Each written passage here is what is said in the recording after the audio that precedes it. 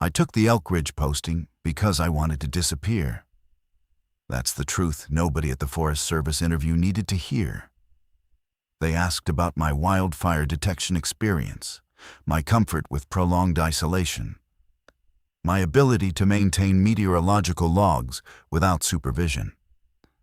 I answered every question correctly. What I didn't say was that I'd spent the previous 11 months refusing to answer my phone, that I'd changed my locks twice, not because of any threat, but because 2 different friends had made copies of my key to check on me, and that the only relationship I hadn't successfully destroyed was with a woman named Petra, who refused to stop sending postcards I refused to open. The Elk Ridge Lookout sits at 6,800 feet in the Gila National Forest, southern New Mexico. Steel frame cab on a 40-foot tower, 14 by 14 glass room at the top, catwalk on all 4 sides, 360 degrees of visible terrain. On a clear day, which is most days between May and September, you can see 50 miles in every direction. The nearest paved road is 19 miles southeast. The nearest permanent structure is a decommissioned ranch house 11 miles north-northwest.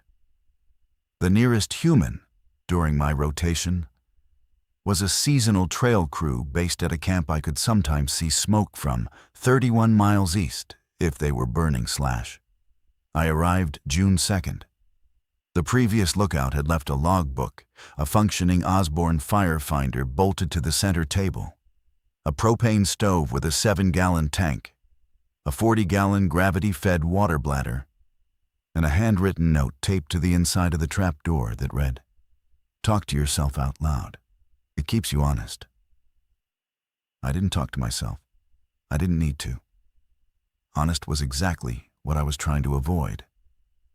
The first 3 weeks dissolved into a routine so clean it felt surgical.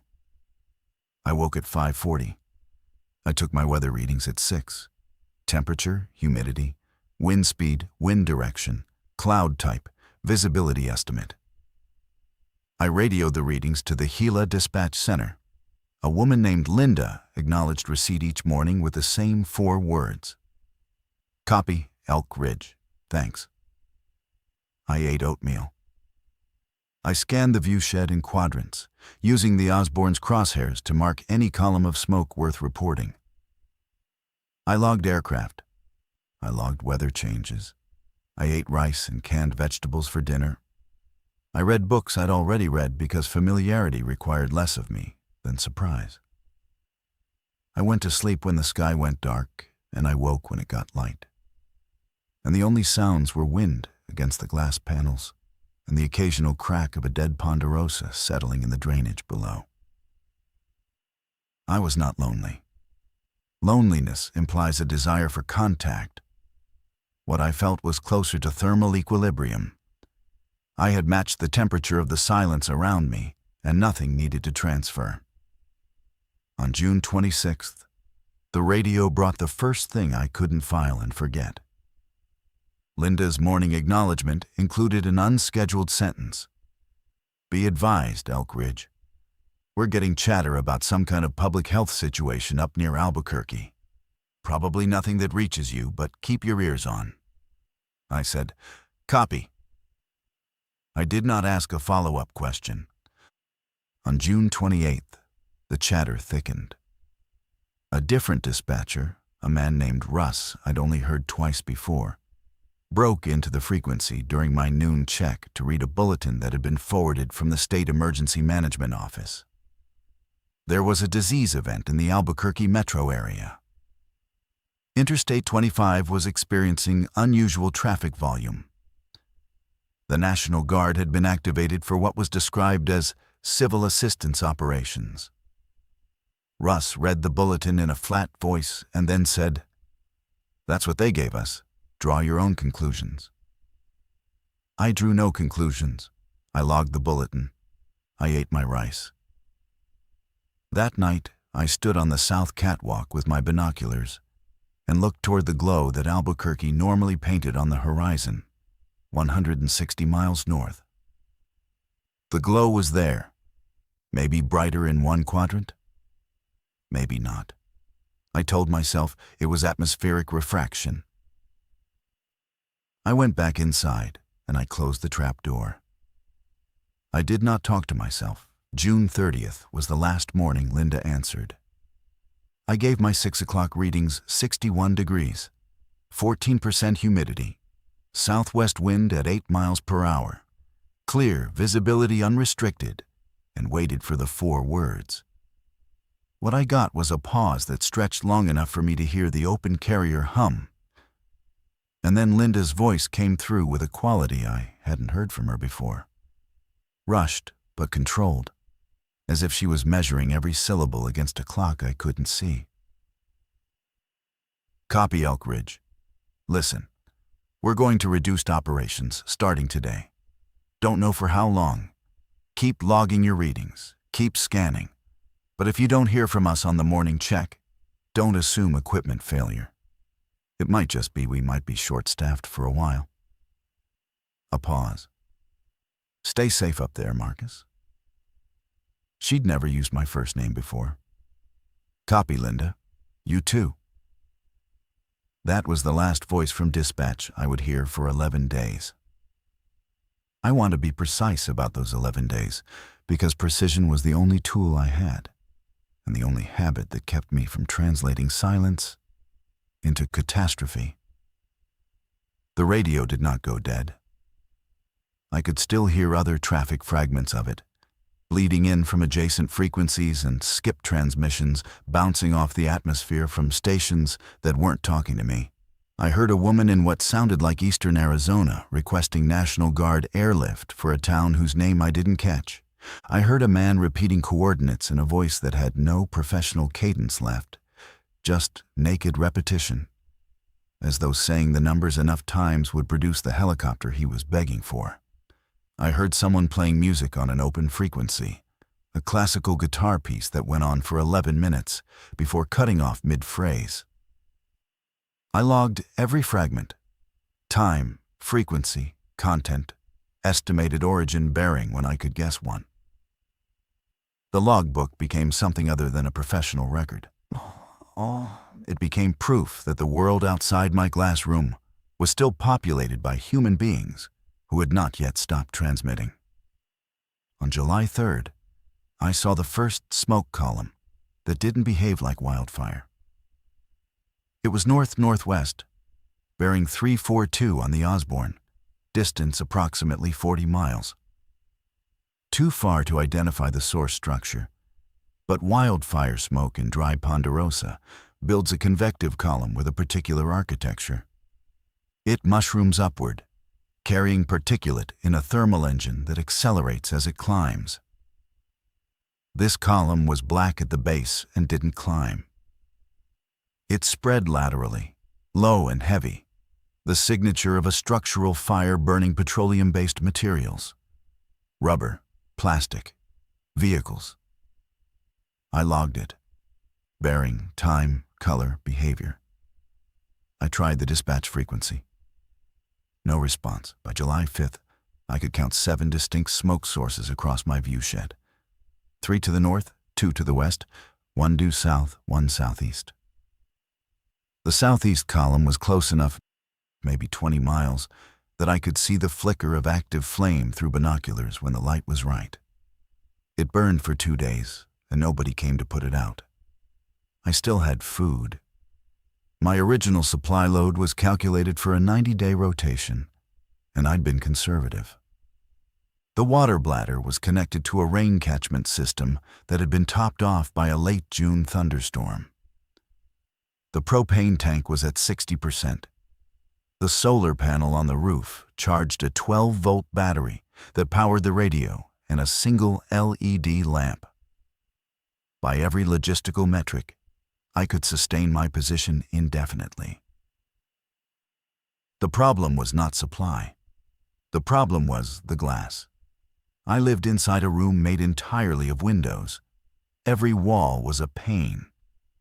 The Elk Ridge lookout was designed so that a human being could sit in one position and see every degree of horizon without obstruction. This was its purpose. This was why it existed. And for 3 weeks, that transparency had been a gift. Because the view shed was quiet and in the sky was mine. Now, every pane was a screen playing a channel I couldn't turn off. North-northwest, black smoke. West, 2 columns merging. Southeast, active flame. South, a new smudge I hadn't cataloged yet. I was the best positioned observer in the Gila wilderness, and there was nothing to do with what I observed. The first one I actually saw with my own eyes appeared on July 7th at 2:14 in the afternoon. I'd been watching the southeastern fire, which had subsided to a white haze suggesting structural collapse into embers, when movement on the jeep trail below caught my peripheral vision. The trail switchbacks up the ridge from the old logging road 3 miles south, and I'd walked it twice during my rotation to retrieve cached supply drops. I knew every visible segment. The figure was on the second switchback, roughly 1.5 miles from the tower base, moving uphill. I put the binoculars on it and spent 4 minutes watching before I accepted what I was seeing. The gait was wrong. Not injured wrong, not exhausted wrong, but architecturally wrong, as though the software operating the legs had been written by something that understood bipedal locomotion only from external observation. The left foot struck the ground before the right had fully cleared, producing a stutter that should have resulted in a fall every 3rd step, but somehow didn't. The arms did not swing in counter rhythm. They hung forward of the torso, both of them, with the elbows slightly flexed, like a person carrying invisible luggage. It was wearing what had been a khaki uniform. The shirt was Forest Service green. I could see the patch at 200 yards with the 10-power binoculars. It was one of ours. I did not pick up the radio. There was no one to call. I watched it for 40 minutes. It followed the trail with a fidelity that surprised me, not navigating exactly, but tracking the path of least resistance uphill with what looked like purely mechanical terrain response. When the switchback turned, it turned. When a downed tree blocked the trail, it went around. It did not look up. It did not stop. It moved at roughly 1.5 miles per hour, which I calculated from the time it took to traverse a section of trail I'd measured with GPS during my own hikes. It would reach the tower base in approximately 1 hour. I want to describe what I felt as something clean: fear or adrenaline or survival focus. But the truth is more embarrassing. What I felt was interest. For the first time in weeks, something was happening that demanded more than logging. And my whole nervous system leaned toward it with an attention I recognized as hunger. I had been so thoroughly emptied by isolation that even a walking corpse in a Forest Service shirt registered as company, that recognition disgusted me enough to break the paralysis. I descended the interior staircase to the base platform and confirmed what I already knew. The tower had no door. The stairs were open steel, 37 steps in a zigzag from ground to catwalk, with no gate, no barrier, and no mechanism I could improvise. The original designers had worried about wind load and lightning strike. They had not considered that something might climb toward a person who could not descend. I went back up. I pulled the trapdoor shut. The trapdoor had a sliding bolt on the interior side, a simple steel bar that prevented wind from blowing it open during storms. I'd never used it. I slid it closed and tested it with my weight. It held, but the wood around the bolt housing was old-growth pine, dried by 60 years of high-altitude sun. I would not trust it against sustained pressure. The figure reached the base of the tower at 3:19. I watched it from the edge of the glass, standing back far enough that my silhouette wouldn't be obvious against the interior shadow. It walked directly to the northwest leg of the tower and stopped. It did not look up.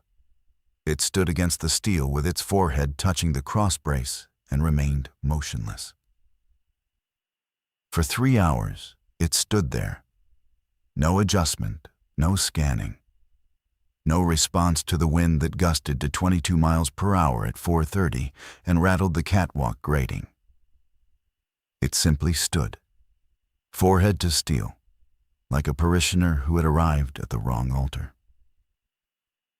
At 6:41, just before sunset, it turned and walked northeast into the tree line and disappeared.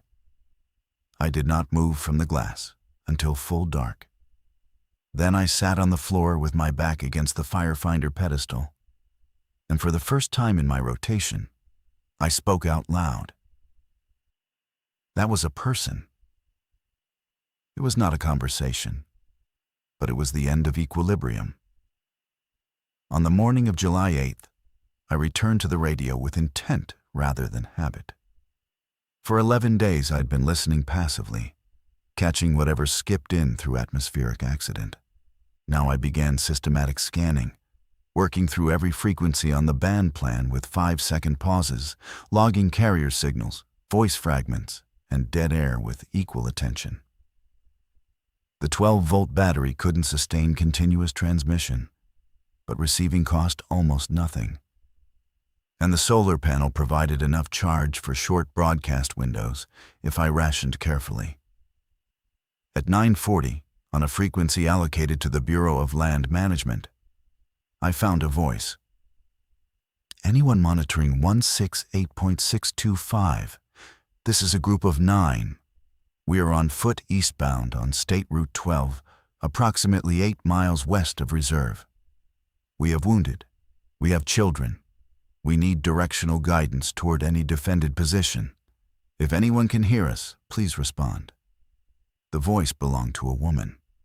Mid-30s by the timbre, precise in her diction, managing her breath the way someone does when they're walking and talking simultaneously. She repeated the message twice more before going silent.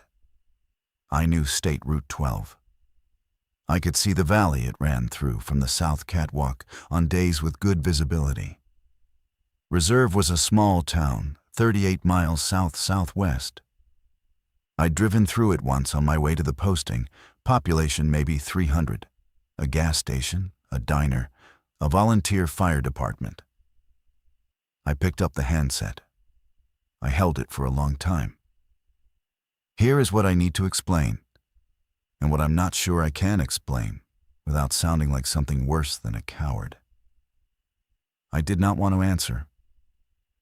Not because I was afraid of drawing attention, though I was, and not because I doubted the woman's situation. I didn't. I didn't want to answer because answering would make me responsible. The moment I keyed that microphone, I would become a node in a network of need. And every calorie of emotional energy I had spent 3 years divesting would flood back through the open channel. I had come to Elk Ridge to be unreachable. The radio was about to make me the most reachable person in the Gila. I keyed the mic. Station calling on 168.625. This is Elk Ridge Fire Lookout, Gila National Forest. I copy your transmission. I am at elevation 6,800 feet with panoramic visibility. State your current position and direction of travel, and I will attempt to provide terrain guidance. The silence that followed was long enough for me to regret every word. Then her voice came back, and something in it had changed. The procedural control was still there, but underneath it was a frequency of disbelief that I recognized because I'd heard it in my own voice 10 minutes earlier when I'd decided to speak. Elk Ridge, this is Nora Quintero. I am a paramedic out of Reserve. We are on foot. We left Reserve yesterday afternoon when the town was overrun. I have 9 people, including 2 children under 10 and 1 man with a compound fracture of the left tibia that we've splinted but cannot properly set. We are moving east because east was the only direction that was clear when we left. I do not know what is ahead of us. I need eyes. Nora, I can be your eyes. I need to understand what you're seeing at ground level, so I can correlate with what I can see from here. Describe the terrain immediately around you. Flat valley floor, dry creek bed to our north. Highway is cracked but passable. We can see tree-covered hills to the northeast. We haven't seen any of them in about 2 hours, but we can hear there's a sound, Marcus, coming from the west. It's not a group, it's more like a tide. She'd read my name from the call sign format. That small act of personalization landed harder than it should have. How fast is your group moving? Honest answer? About 1 mile an hour. Derek, the fracture, he's on a makeshift stretcher. 2 people carry him. They rotate every 15 minutes. We're burning through people. I looked south through the glass. I could see the Route 12 valley. I could not see them. But I could see the smoke still rising from what had been reserve. Nora, keep your group moving east. I'm going to work the terrain from up here and find you somewhere defensible before dark. I spent the next 4 hours becoming something I had never agreed to be. The Osborne Firefinder, designed for triangulating smoke columns, became a targeting instrument. I used its calibrated sighting ring to identify terrain features along Nora's probable path. Ridgelines, creek crossings, structures, tree density changes, and translated what I saw into verbal navigation. Every 15 minutes, I transmitted a short update. Bearing, estimated distance, landmarks she could look for at eye level. Nora, at approximately 2 miles ahead of your current position, the highway crosses a dry wash. North side of the crossing, there should be a stock tank with a metal windmill frame visible from the road. That's your next waypoint. Copy. We see it. The windmill is missing its blades. Confirmed. That's the one. The work was technical enough to keep me in my head and out of my chest. I marked their progress on the topographic map pinned to the east wall, penciling small X's at each confirmed waypoint. At that scale, their movement across the valley was barely perceptible. They were a centimeter of graphite crawling east while a smudge of smoke erased the west behind them. At 1:15, Nora broke our schedule. Elk Ridge, we have visual contact with a structure ahead. Looks like a ranch. Metal-roofed building, corrals, maybe half a mile north of the highway. I swung the Osborne to the bearing. I could see the roof line, a stock operation of some kind, small, maybe a seasonal grazing camp. 2 structures visible from elevation, the larger one with a metal roof reflecting midday sun. I see it. No visible movement around the structures, no vehicles, no smoke. We're going to investigate. Derek needs to be horizontal and off the road. Understood. Nora, approach from the south and keep the larger building between your group and the northern tree line. If anything moves out of those trees, you want the structure as a screen. Copy. I listened to 20 minutes of silence, my binoculars fixed on the ranch, watching 9 specks resolve into human shapes as they closed the distance. I could see the stretcher now, 2 figures carrying it, the rest clustered in a formation that was half protective and half exhausted. One of the smaller shapes, a child was holding the hand of a taller figure and had to jog every few steps to keep pace. They reached the ranch. I watched them circle the larger building and enter through what appeared to be the south-facing side. For 7 minutes, nothing. Then Nora's voice. Building is clear. Stock barn, empty. Concrete floor, 1 entrance we can see. Small windows high on the walls. There's a hand pump well in the yard that produces water. Marcus, we're going to stay here tonight. Derek can't go further today. Understood. I'll maintain overwatch and check in every 30 minutes. Thank you. A pause. I haven't asked you. Are you alone up there? Affirmative. Are you safe? The question opened a door I immediately wanted to close. No one had asked me that in months. Petra's postcards might have asked it, but I'd never opened them. I'm at elevation with clear sightlines and a secured cab. I'm functional. That's not what I asked. I didn't answer. After a moment, she let it go.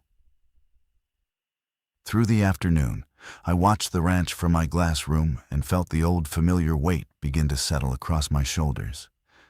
I had accepted responsibility for 9 people I couldn't touch, couldn't feed, and couldn't reach. Every piece of useful information I provided deepened the dependency. Every confirmed waypoint made me more necessary. And necessity was the specific gravity I had climbed 6,800 feet to escape. But I stayed on the frequency. I checked in every 30 minutes. I scanned the terrain around the ranch for movement and reported conditions. When dusk came, I told Nora the western sky was clear, and the smoke from reserve had shifted south on the prevailing wind and would not reach them overnight. "Get some rest," I said. "You first," she said, and I heard someone in the background laugh. The sound was so alien to my ears that I physically flinched. The second one arrived at my tower on July 9th, and this time it brought friends. I spotted them at dawn, 3 figures moving north along the same jeep trail the first one had used. Same gait, that stuttering, mechanically wrong locomotion that looked like a rough translation of walking, performed by something that had read the manual but skipped the practicum. 2 wore civilian clothes, jeans and t-shirts bleached by sun and stained by something darker. The third was shirtless, and so sunburned that the skin on its shoulders had cracked into a pattern that looked like dried clay viewed from altitude. They reached the tower base at 7:40 and assumed the same posture as the first, standing against the steel legs, foreheads touching the cross braces, motionless. They didn't look up. They didn't vocalize. They stood the way cattle stand against a fence in a storm, not seeking shelter so much as pressing their bodies against the nearest solid object and waiting for a signal I couldn't identify. I watched them for 3 hours. They did not move. At 11, I radioed Nora. "I have 3 of them at my tower base. Stationary, not attempting to climb. Different behavior than what you described on the highway." "Different how?" "Passive. They walked here with purpose, but once they arrived, they just stopped. Like they followed a gradient to its source and don't have instructions for what comes next." The ones we saw in reserve weren't like that. They were fast when they had a target. Something about sound. They tracked sound. These haven't reacted to any sound I've made. I've been moving around the cab, talking on the radio. No response. Maybe they're tracking something else. Heat, maybe, or electromagnetic. "You've got a radio transmitter up there." That thought settled into my stomach, with the weight of a stone dropped into still water. I looked at the radio. I looked at the solar panel wire running through the roof grommet. I looked at the 12-volt battery humming quietly beneath the table. "Do you think they're following the broadcast signal?" I think I'm a paramedic, not an epidemiologist. But we lost reserve because people kept making noise. The sirens drew them. The church bell drew them. Every time someone turned on an engine, more came. If they're aggregating around your tower and you're the only electromagnetic source for miles, that's not coincidence. I turned off the radio. I stood in the silence of the cab and looked down at 3 figures standing against my tower like iron filings arranged around a magnet. And I understood the geometry that was about to kill me. Every transmission I made to guide Nora's group was a pulse radiating outward across the wilderness. And something in the rewired neurology of the dead was reading that pulse the way a moth reads a streetlight. I was drawing them to myself, one broadcast at a time. But if I stopped transmitting, Nora had no eyes. 9 people in an open valley with no elevation, no map, and no vantage beyond what the ground allowed. Walking toward a destination that existed only because I had promised to find it for them. I turned the radio back on. Nora. Still here. You went dark for 8 minutes. Don't do that. I need to conserve battery. That's not why you went dark. She was right. I'd gone dark because the math was simple and terrifying. Every minute I broadcast, the radius of attracted dead expanded. Every day I guided Nora east, the density around my tower increased. And at some threshold I couldn't predict, the passive clustering would convert into active investigation. They would find the stairs. They would discover that stairs go up. Nora, listen. I think the radio is drawing them here. Every transmission increases the concentration around the tower. I can keep guiding you, but you need to understand that the longer I stay on the air, the worse my situation gets. Silence, then. How many at the tower now? 3. Can you defend the position? There's nothing to defend it with. The stairs are open. The trapdoor bolt is ornamental. Then we need to get you down from there before they figure that out. That's not the priority. Getting your group to safety is the priority. Marcus, you don't get to decide that. July 10th, 7 at the base. They stood in a loose constellation around the 4 tower legs, faces against steel, bodies swaying slightly in the wind like vertical pendulums. From above, the pattern was almost geometric: 2 at the north leg, 2 at the south, 1 each at east and west, and 1 standing slightly apart near the trailhead as though it had arrived late and couldn't find a seat. I cataloged them by distinguishing features because numbering them felt too clinical and naming them felt too human. Khaki shirt was back, joined by sunburn, denim pair, a woman in a red jacket with the hood up, and 2 others too similar to differentiate at 40 feet of vertical distance. The morning weather reading went unrecorded. There was no one to receive it. I transmitted to Nora at 7, keeping the broadcast to 90 seconds. She reported her group had slept in the stock barn, that Derek's pain was managed with the last of their ibuprofen, and that the 2 children, a boy named Caleb and a girl named Sienna, had eaten the remaining canned corn for breakfast and were asking about the voice on the radio. They want to know who you are, Nora said. Tell them I'm a fire lookout. I told them that. Caleb asked if you can see their house from up there. Where's their house? Reserve. I looked south-southwest toward the smoke, which had thinned to a gray veil but still marked the sky where reserve had been. I didn't answer the question. Nora, I've mapped 3 possible routes east from your position. 2 follow established roads. 1 goes cross-country through the national forest on game trails. The roads are faster but exposed.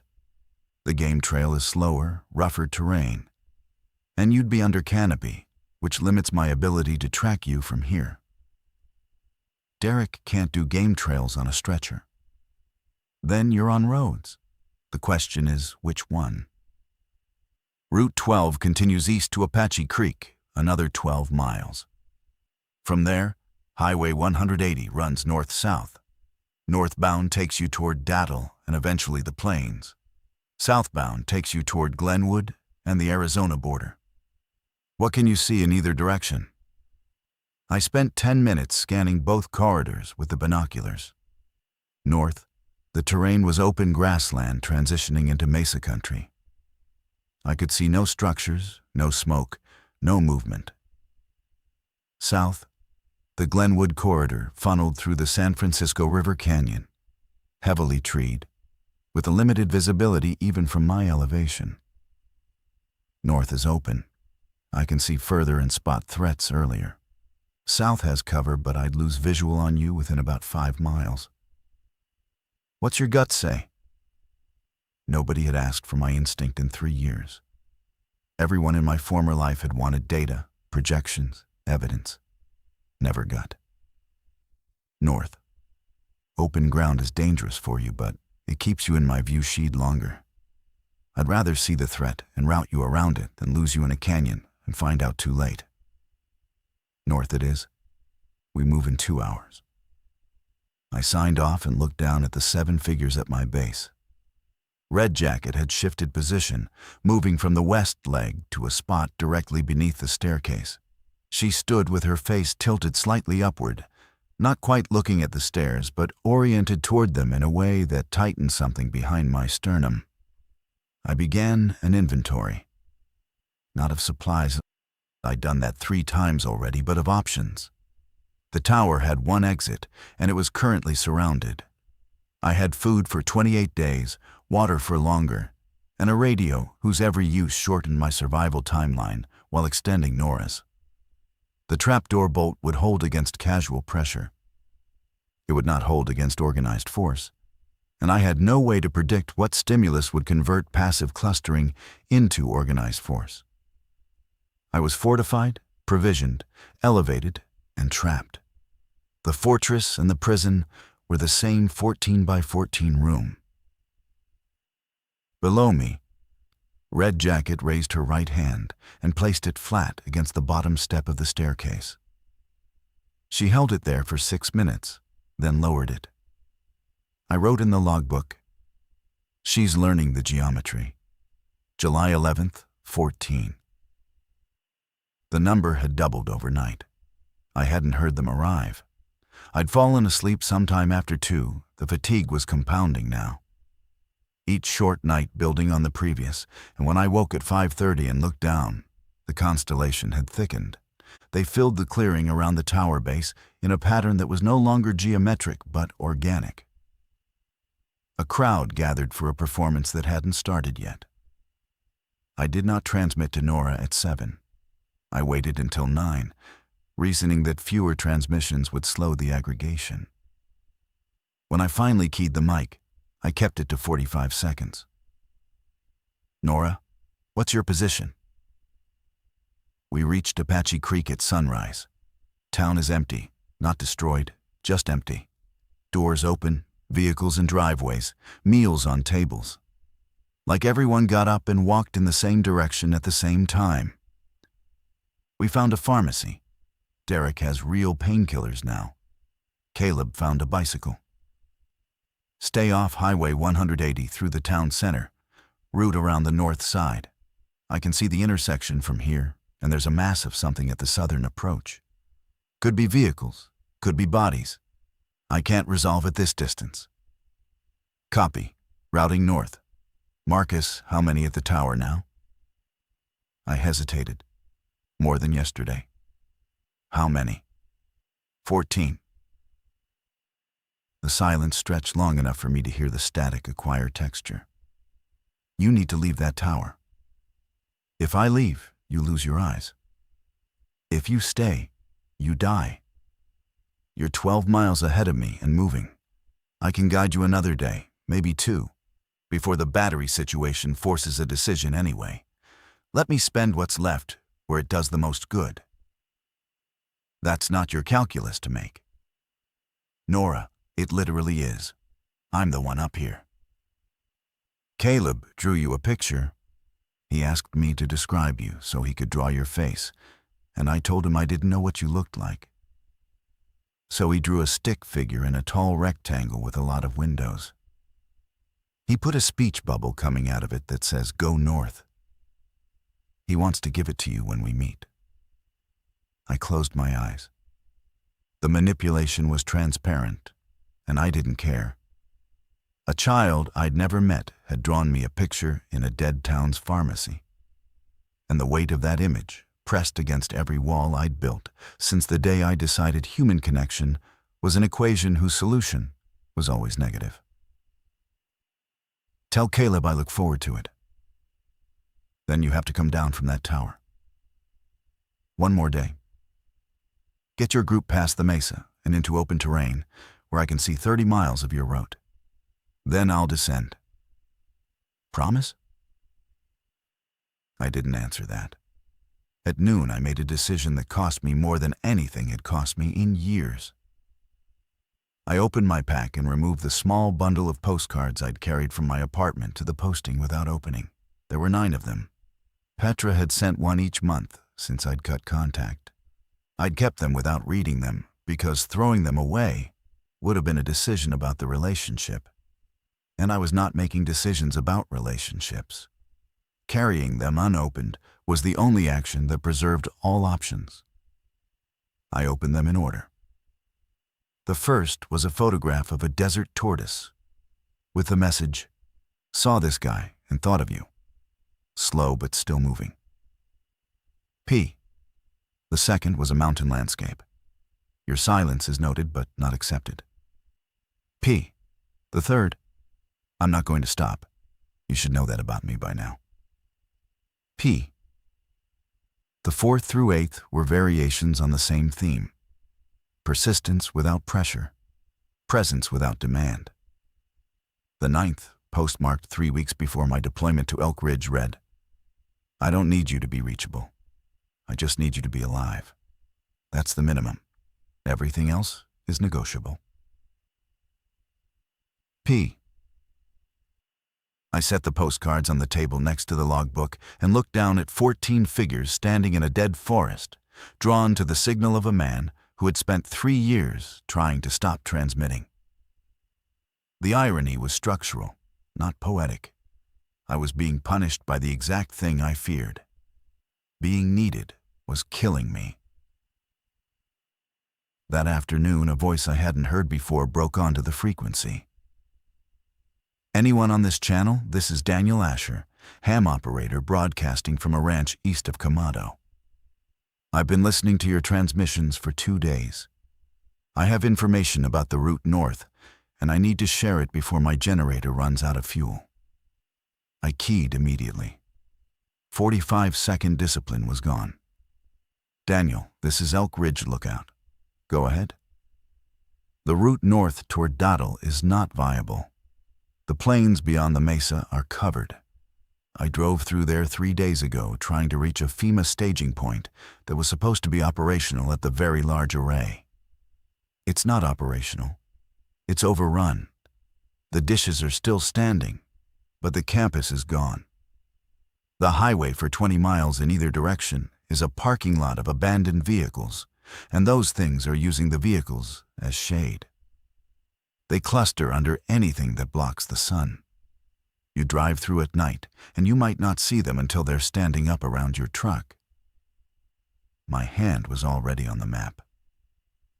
The Very Large Array was on the plains of San Agustin, roughly 80 miles north of Nora's current position. I'd planned to route her group north past the mesa and into those plains because they were the most open, most visible terrain in the region. "Daniel, how far south does the concentration extend?" I turned around at milepost 47 on Highway 60. Couldn't count them anymore.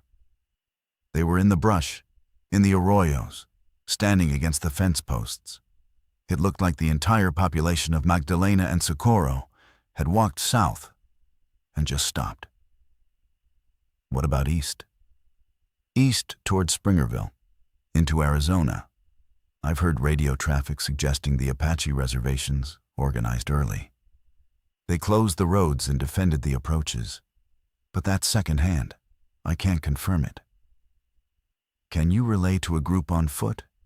I've got 9 people, including children, moving east from Apache Creek." "I can try. What frequency?"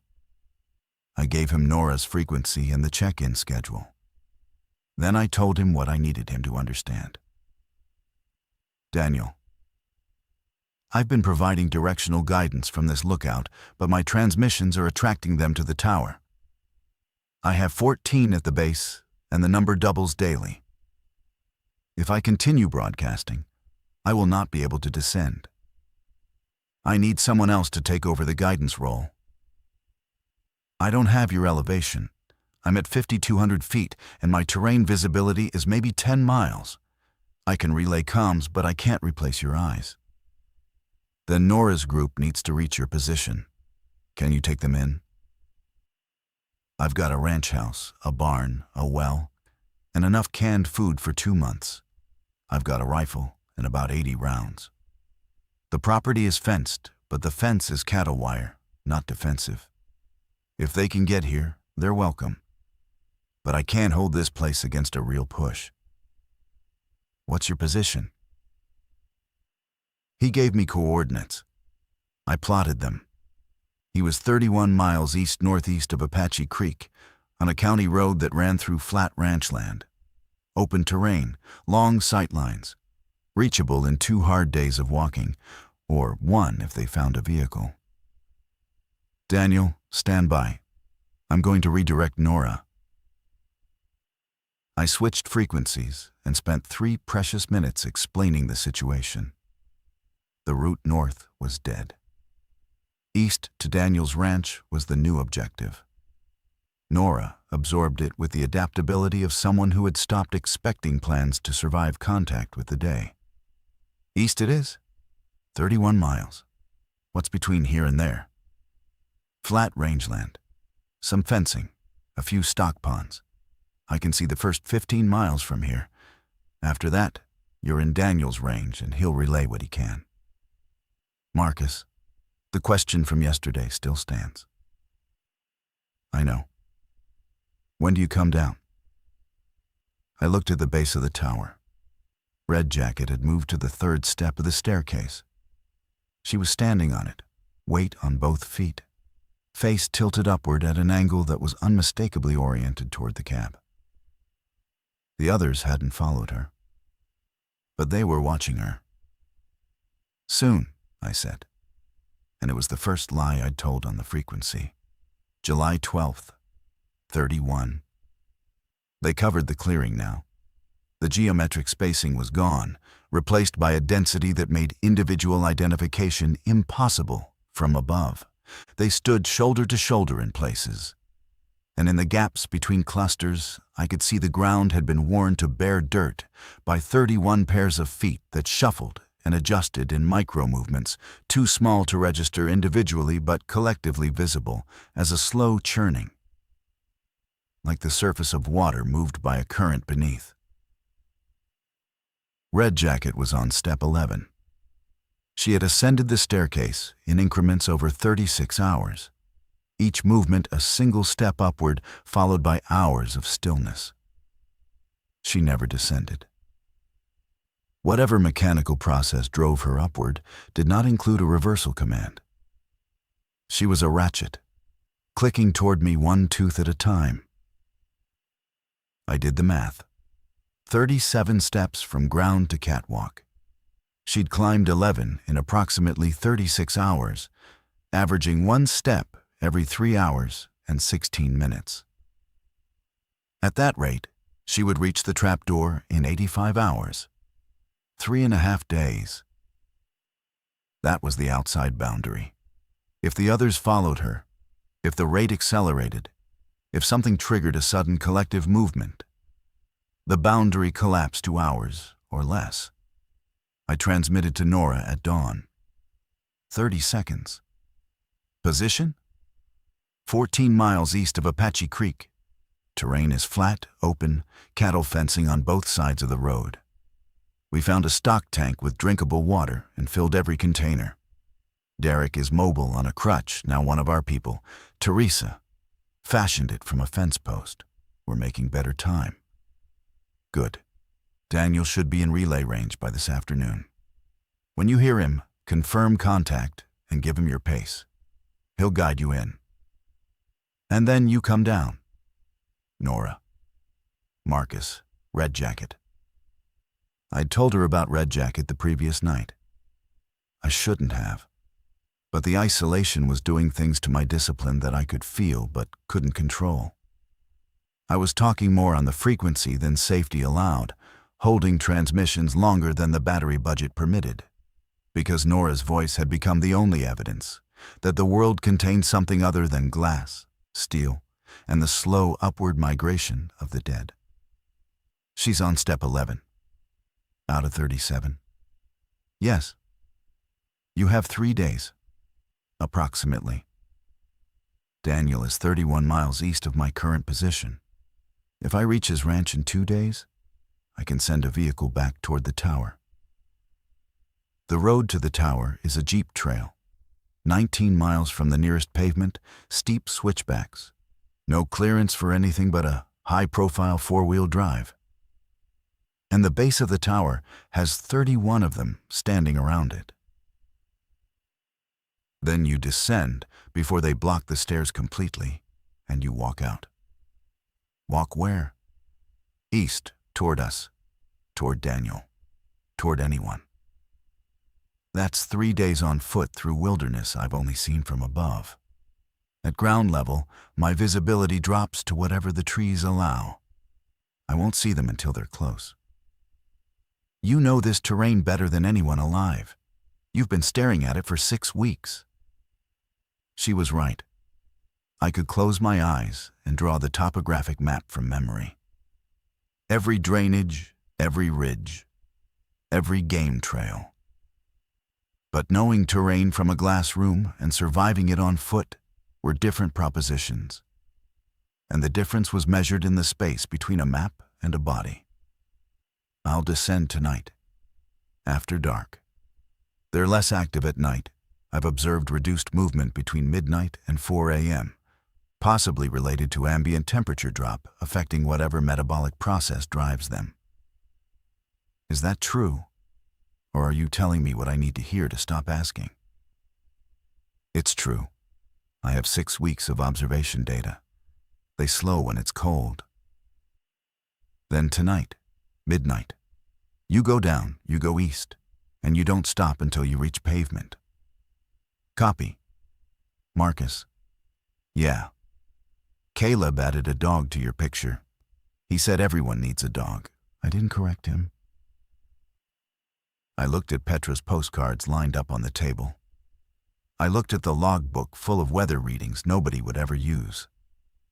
I looked at Red Jacket, now on step 12, face tilted up toward the room where I sat broadcasting the signal that had drawn her here.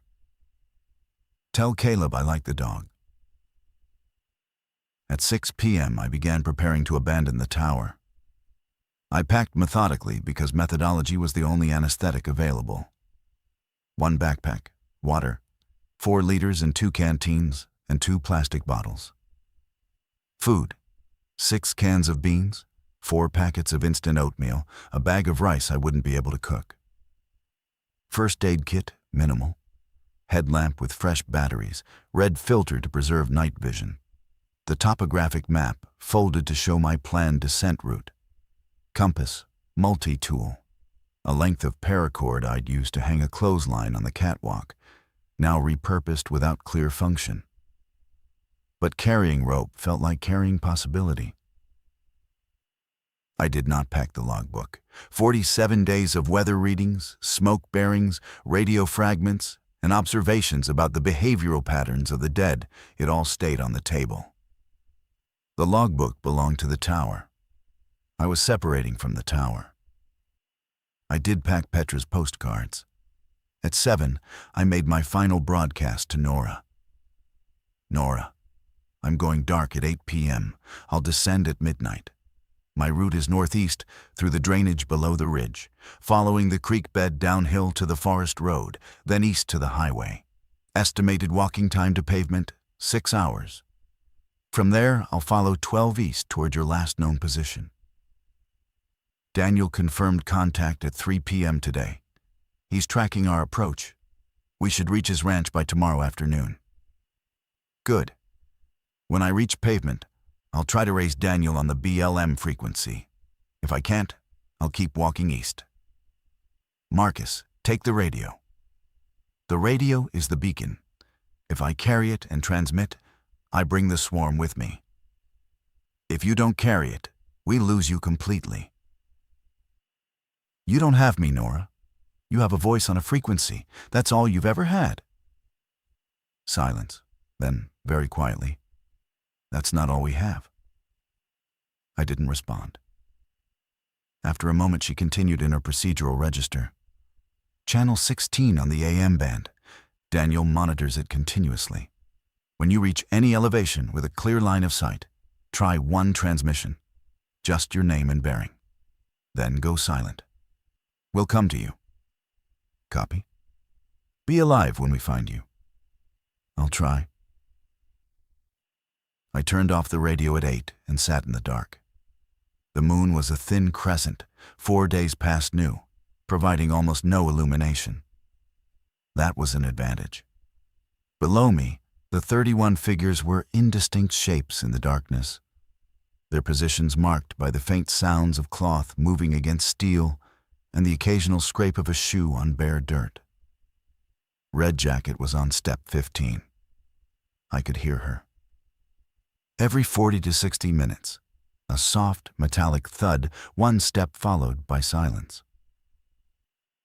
At 11:30, I moved to the trap door.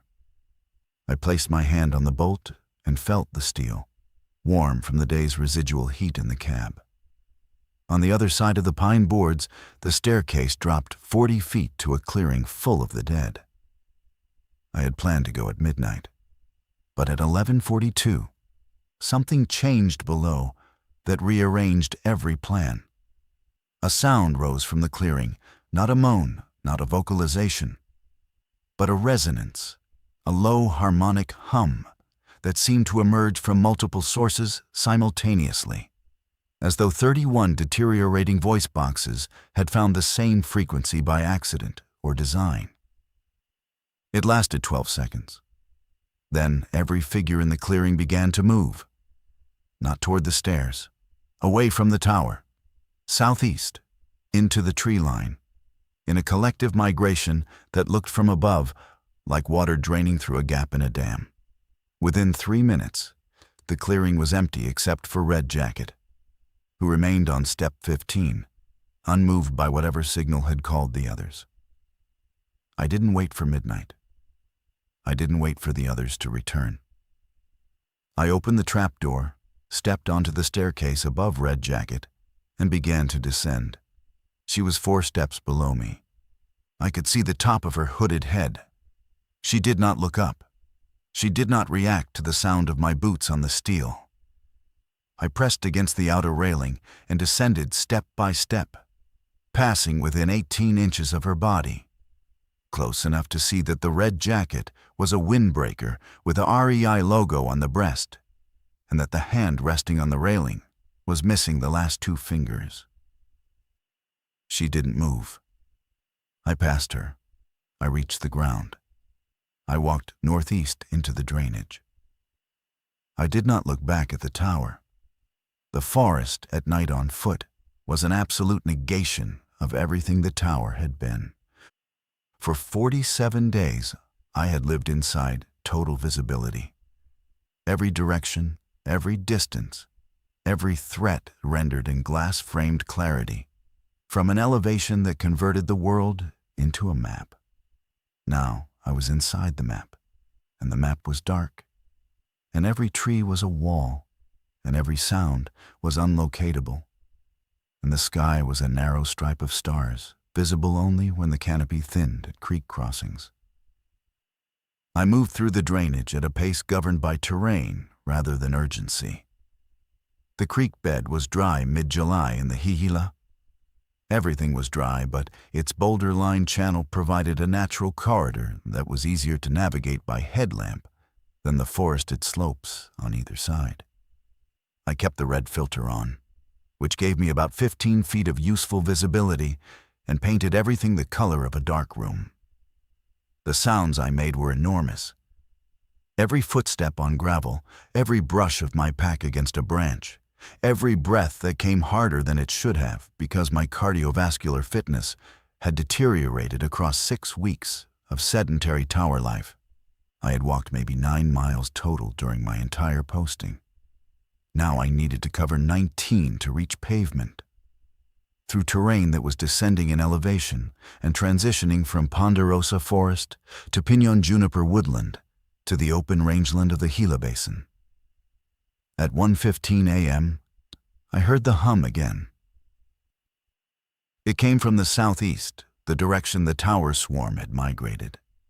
Far enough that the sound was barely distinguishable from wind through trees, but carrying that same harmonic quality, multiple sources on a single frequency. I stopped walking and listened for 2 minutes. The sound faded. I resumed walking. At 2:40, I reached the forest road. This was the jeep trail that connected the tower to the county road system, and I knew it intimately from my supply cache hikes. It was rough, barely 2 ruts with a grass median, but it followed the ridge downhill with a consistent grade that allowed faster movement. I turned east and increased my pace. The temperature had dropped to the low 50s. My observation about reduced activity and cold was either correct or it was a hypothesis I was betting my life on. Either way, the forest was still. No movement in the trees, no shapes on the road, just the crunch of my boots and the slow revelation of terrain as the headlamp's red circle moved ahead of me like a timid scout. At 3:20, I crossed a saddle between 2 drainages and gained a momentary vantage point. I turned off the headlamp and let my eyes adjust. Below me, to the east, the terrain opened into the broad valley that carried Route 12. I could see the pale line of the highway in the starlight, maybe 4 miles away and 1,000 feet below. Beyond it, the rangeland stretched toward a horizon I couldn't see, but knew was there because I'd stared at it for 6 weeks from above. I turned the headlamp back on and descended. At 4:10, the sky began to lighten behind me, and I heard the first bird of the day, a canyon wren, its descending cascade of notes falling through the piñon like a dropped handful of coins. The sound was so unburdened, so entirely indifferent to every catastrophe the human world had produced, that I stopped walking and stood in the middle of the jeep trail and listened to it complete its phrase. Then I heard a second sound. A vehicle engine, east on the highway, distant but approaching. I moved off the trail and into the tree line. I killed the headlamp. I waited. The engine sound grew, accompanied by the crunch of tires on deteriorated pavement. Not fast, maybe 25 miles per hour, the speed of someone navigating obstacles. Headlights appeared on Route 12, cutting through the pre-dawn gray, and a pickup truck came into view heading west. It slowed near the junction where the jeep trail met the highway. It stopped. The driver's door opened and a man stepped out. He was tall, wearing a denim jacket and a ball cap, and he carried a rifle slung across his chest. He walked to the trailhead marker and looked up the trail. "Marcus?" he called. "I'm Daniel. Nora sent me." I didn't answer immediately. I stood in the tree line 30 yards from the truck and evaluated a decision that should have been simple and wasn't. A man I'd spoken to on the radio was standing in a pre-dawn highway calling my name. And every instinct refined by 3 years of deliberate disconnection told me to wait, to watch, to look for the evidence of wrong before accepting the appearance of right. But Nora had sent him. And the rifle was slung, not raised. And the truck was idling with both doors unlocked, which was not the posture of ambush. I stepped out of the trees. "Daniel." He turned toward my voice, and I saw his face for the first time. Weathered, 60s, the kind of deep-lined tan that comes from decades of outdoor work rather than recreation. His eyes found me, and something in them relaxed. "You look like hell," he said. "I've been inside a glass box for 6 weeks. Nora said you'd be difficult. She also said you'd be worth it. Get in the truck." I got in the truck. We drove east on Route 12 as the sun cleared the mountains behind us and turned the rangeland gold. Daniel drove with the focused attention of someone who had learned that highways were no longer neutral corridors. He scanned constantly mirrors, shoulders, ditches, every structure we passed. "Your group reached me last night," he said. "All 9. Derek's leg is bad, but Teresa's got him stable. The kids are asleep in the barn." He paused. "Nora hasn't slept in 3 days. She was on the radio at 1 a.m., arguing with me about whether to send me after you now or wait for dawn. I told her dawn was safer. She told me you didn't have until dawn. She was probably right. She was definitely right. You know how many of those things are between the tower trail and here?" I passed clusters of 8, 12, 20, standing in the rangeland like fence posts. Didn't react to the truck, didn't turn their heads. But they're out there, and by midday when it warms up, they'll be moving. We drove in silence for 10 miles. The landscape was open and enormous, and nothing like the telescoped version I'd observed from the tower. At ground level, the mesas were massive, the distances humbling. And the sky was not a dome viewed through glass, but an uncontained space that pressed down with a weight I'd forgotten. "Nora told me about you," Daniel said. "Not the lookout part, the other part, why you took the posting." "She doesn't know why I took the posting. She said you were the kind of person who climbs towers to get away from people and then can't stop helping them once the radio's on. She said that was the most dangerous personality type in the apocalypse." I didn't argue. We reached Daniel's ranch at 7:15. The property was as he'd described: a house, a barn, a well, cattle fencing. A windmill turned slowly in the morning breeze. The gate was open and a woman was standing in it, arms crossed, watching the truck approach with an expression I couldn't read from a distance. Nora was shorter than I'd imagined. Compact, dark-haired, wearing the same clothes she'd been wearing when she fled reserve 8 days ago. She didn't wave. She didn't smile. She watched me get out of the truck with the focused assessment of a paramedic evaluating a patient who insists he's fine. "You're dehydrated," she said. "Your gait is compensating left, which means you've got a blister or a sprain you haven't mentioned. And you've lost weight you didn't have to lose. Come inside." Nora. Inside first. Conversation after. I walked through the gate and into the yard, and a boy I'd never seen before ran out of the barn holding a piece of paper. He had brown hair and skinned knees, and he was missing a front tooth, and he ran directly to me and held up a drawing of a stick figure in a tall rectangle with many windows. The stick figure had a speech bubble that said, "Go north." Next to it was a 4-legged shape with a tail that was larger than the tower. "That's your dog," Caleb said. "I gave you a big one because you're by yourself." I took the drawing, and I held it. And I did not speak because there was nothing in my professional vocabulary or my personal history that had prepared me for the weight of a child's conviction that I deserved a dog. I spent 3 days at Daniel's ranch before I understood that I was not going to leave. Not because the ranch was safe, though it was safer than anything I'd inhabited since June. Not because the group needed me, though they did, in the specific way that a collective of 9 exhausted people needs someone who can read terrain and organize watch rotations. I stayed because the alternative of walking east alone, finding another tower, climbing back into glass and silence, was a sentence I could finally read clearly enough to refuse. Nora organized the ranch with the same procedural clarity she'd brought to the radio.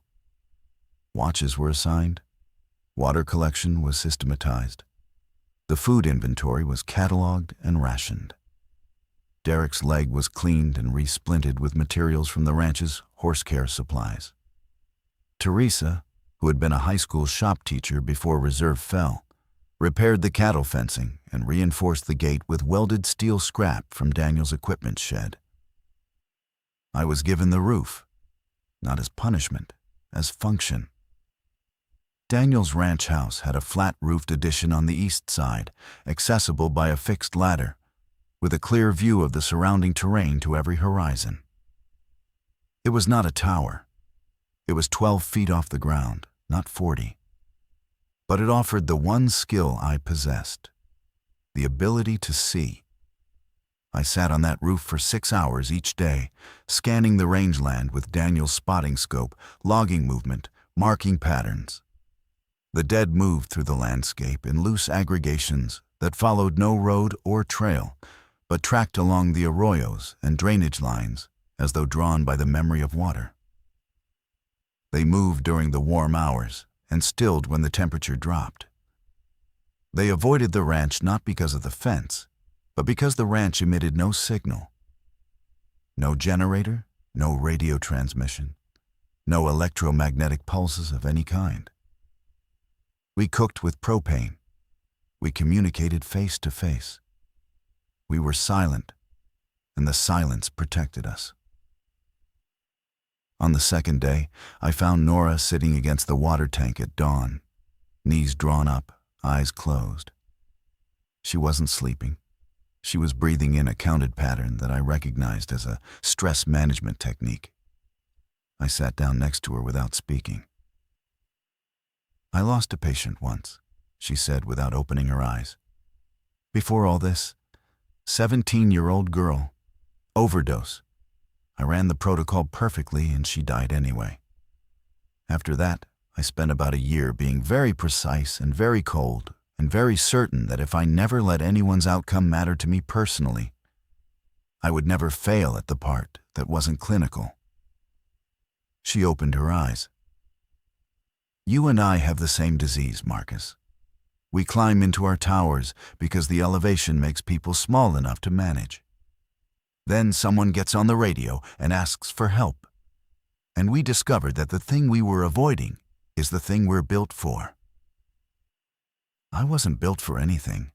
I was avoiding a woman who sent me postcards. Was she right to send them? I thought about Petra's 9th postcard. "I don't need you to be reachable. I just need you to be alive." "Yes." "Then you should find her when this is over."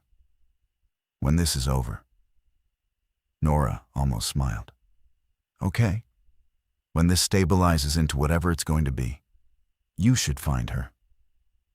On the third day, Daniel spread a map across the kitchen table and traced a line east. The Apache reservations had reportedly organized and held their borders. If the reports were accurate, there was a functioning community within 60 miles. He proposed sending a small team to make contact and negotiate entry, or at least trade. "I'll go," I said. "You just got here."